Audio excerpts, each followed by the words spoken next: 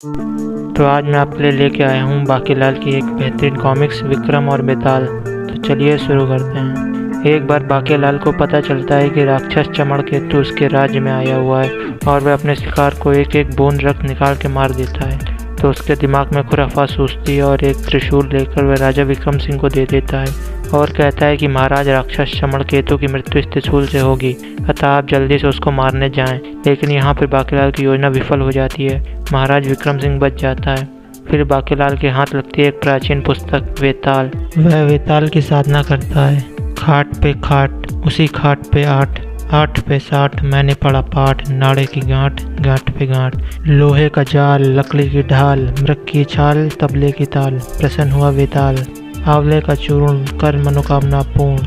फिर वेताल बाकीलाल को कहानी सुनाना आरंभ करता है। उधर विशालगढ़ से दूर सुल्तानगढ़ राज्य में वहां का राजा विशालगढ़ पर कब्जा कर राजा विक्रम सिंह को मारने के लिए पावभाजी तलवार प्राप्ति के लिए तांत्रिक तंबूनाथ द्वारा यज्ञ कर रहा होता है। और इधर वेताल बाकीलाल को कहानी सुना रहा होता है। एक नगर में 4 भाई रहते थे। चारों बड़े बिजनेसमैन थे। एक मूंगफली का, एक रेवड़ी का, एक चने का। चारों भाई अंबानी ब्रदर्स की तरह पूरे देश में प्रसिद्ध थे।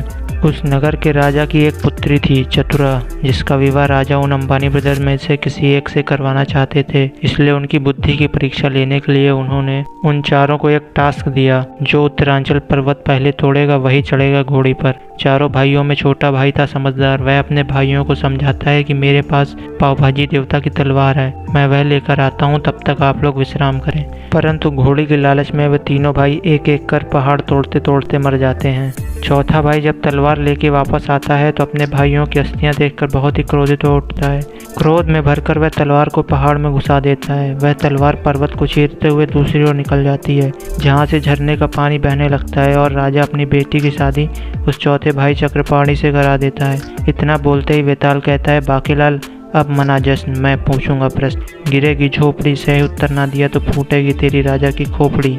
वेताल पूछता है, राजा ने चारों भाइयों को पहाड़ तोड़ने के लिए कहा था, पर चक्रपाणी ने तो पहाड़ तोड़ा ही नहीं, फिर भी उसकी शादी अपने बेटे से क्यों करा दी? बाकीलाल पुत्र, अगर दिया न सही उत्तर तो गिरेगी झोपड़ी और फूटेगी तेरी राजा की खोपड़ी।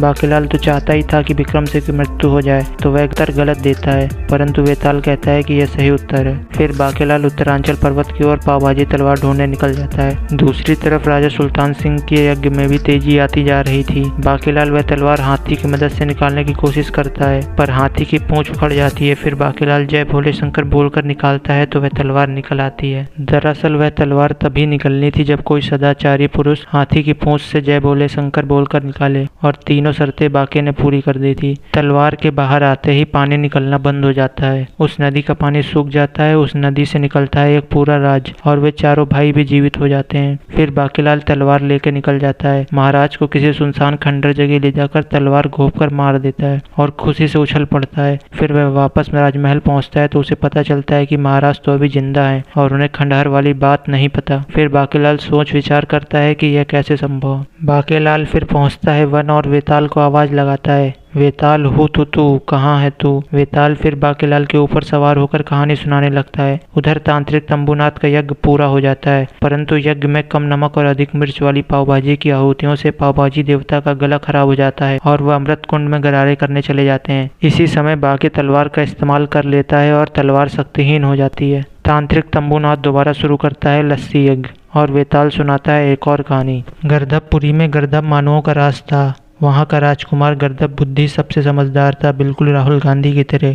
लोगों के काम में हाथ बटाने में उसे आनंद प्राप्त होता था। गर्दभ बुद्धि को भूख बहुत लगती थी। उसका प्रिय भोजन था घास। एक दिन घास के साथ साथ वह सींगा सर्प जलकुंभी को भी खा जाता है, जो वहाँ पे सो रहा होता है। इसके बाद जलकुंभी की प्रियतमा कमल ककड़ी वहाँ अपने प्रिय को ढूंढती हुई आती है, पर उसे दिखती है उसके लीद में पड़ी हुई अस्थियां। वह समझ जाती है कि किसी गधे ने उसे अपना भोजन बना लिया है। वह गर्दभ बुद्धि को अपने कब्जे में कर पूरे नगर को डस लेती है, और कहते हैं कि आज भी वह उसी नगर में घूमती है और किसी को देख ले तो डसे बिना नहीं छोड़ती। फिर बेताल बाकी से सवाल पूछता है और फिर बाकी बताता है जवाब गलत, पर वह अपने आप सही हो जाता है। फिर बाकीलाल उस कहानी से अपनी योजना बनाता है और वह स्थान ढूंढता है जहाँ पर गर्दभ सांप बन के घूम रहा होता है। बाकीलाल सांप बने गर्दभ को जादुई लस्सी पिलाकर अपने कब्जे में कर लेता है और फिर राजा विक्रम सिंह को एक सुनसान जगह बुलाकर सरपुड़ी से कटवा देता है। इसी के साथ गर्दभ सांप से मुक्त हो जाता है और दोनों सर्प भी जिंदा हो जाते हैं।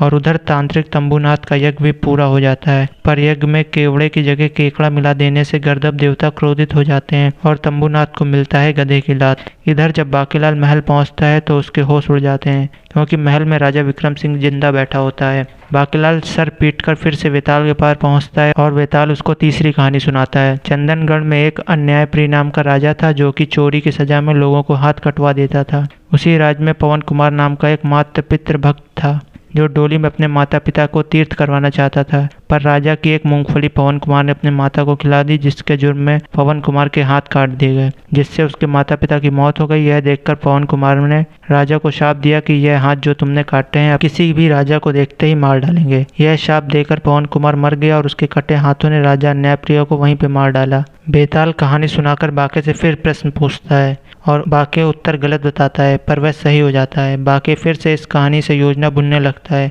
और जाकर कटे हुए हाथों को निकाल लाता है। उधर तांत्रिक तंबूनाथ हस्तयज्ञ कर रहा होता है, जिसमें राज के सुंदरियों के नाखून की आहुति देनी थी। यह यज्ञ भी किन्नर के नाखून की आहुति की वजह से नष्ट हो जाता है। अब तांत्रिक तंबूनाथ तंत्र के बल पर बुलाता है तंत्रलोक की रानी माता पच्चीसी को, जिसके सामने पड़ते ही 25 लोग एक साथ सिर झुका देते हैं। माता पच्चीसी को प्याज की गंध बहुत प्रिय होती है। तांत्रिक तंबूनाथ और राजा सुल्तान सिंह एक बोरा प्याज काटते हैं और माता पच्चीसी प्रकट हो जाती है।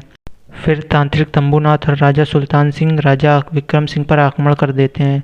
तभी उन्हें रास्ते में बाकीलाल मिल जाता है। माता पच्चीसी को देखते ही बाके का सिर अपने आप झुक जाता है और उसके हाथ से पवन कुमार के कटे हुए हाथ गिर पड़ते हैं। उन हाथों के सामने जैसे ही राजा सुल्तान सिंह आता है वह उसको जकड़ कर मार देते हैं और उसके बाद माता पच्चीसी को भी मार देते हैं। राजा सुल्तान सिंह के मरते ही दुश्मन सेना भाग खड़ी होती, पर तभी वहां वेताल प्रकट होता है और तंबूनाथ को लात रसीद देता है। जब विक्रम सिंह सेना लेकर आता है तो वहां उन्हें मिलता है मरा हुआ सुल्तान सिंह, पर तभी वह हाथ उड़कर राजा विक्रम सिंह का भी अंत कर देते हैं, क्योंकि था तो वह भी राजा। इसके बाद अचानक वह हाथ पवन कुमार का रूप धर लेते हैं और वह उसके माता पिता जीवित हो उठते हैं। लेकिन तभी वहाँ पे एक और विक्रम सिंह आ जाता है और मरे हुए विक्रम सिंह का शव गायब हो जाता है। तभी वेताल बताता है कि असली राजा विक्रम सिंह को बचाने के लिए पृथ्वी के जिन 3 अचूक शक्तियों को यह दुष्ट तांत्रिक तंबूनाथ राजा सुल्तान के कहने पर प्राप्त करने की चेष्टा कर रहा था, उसका अंत तुम्हारे हाथों हो चुका है।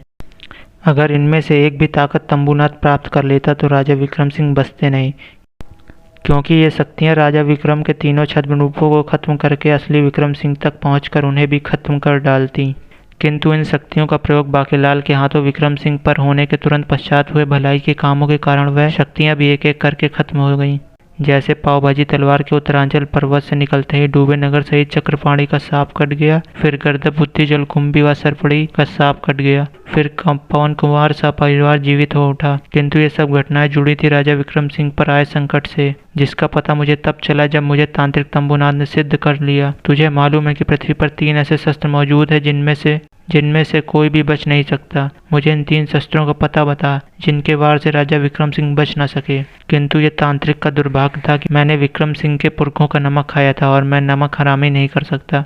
मैं जानता था कि अब वो यज्ञ करके सीधे सीधे उन शस्त्रों को पाने की चेष्टा करेगा। हालांकि इस कारण मुझे थोड़ा समय लगना था। मैं राजा विक्रम सिंह के पास पहुंचा तो उस वक्त मैंने बाकीलाल को उन्हें शिव का त्रिशूल देकर चमड़केतु की गुफा में भेजते देखा। मैं राजा की चीख सुनकर अंदर पहुंचा तो चमड़केतु मृत पड़ा था और राजा घायल। चमड़केतु भी दरअसल शिव का ही दूत था, जिसके प्रहार से राजा के शरीर से 3 रक्त की बूंदें जमीन पर गिरी थी और उन बूंदों से 3 और विक्रम सिंह पैदा हो चुके थे। मैंने वहां पहुंचकर महाराज को सारी स्थिति से अवगत करा दिया। फिर मैंने ही बाकीलाल को वेताल साधना के लिए प्रेरित किया था और कहानी सुनाकर बारी बारी से उसे शस्त्रों तक पहुंचाया था। बाकीलाल, तुमने जिन्हें मारा वो महाराज के छद्म रूप थे। असली महाराज ये हैं और अब संकट टल चुका है।